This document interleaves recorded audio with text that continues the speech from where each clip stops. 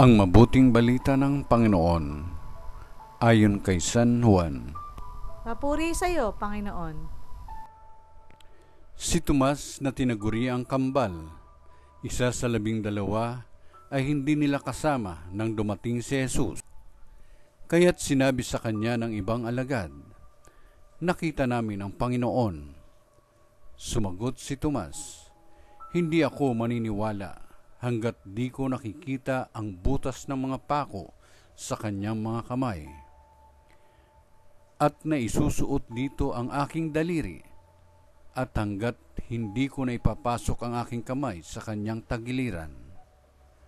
Makalipas ang 8 araw, muling nagkatipon sa loob ng bahay ang mga alagad.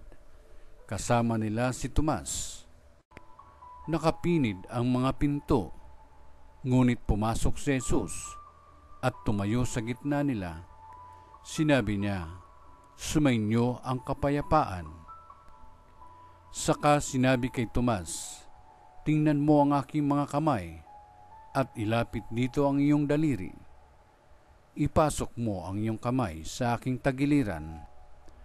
Huwag ka nang mag-alinlangan, maniwala ka na." Sumagot si Tomas, "Panginoon ko at Diyos ko."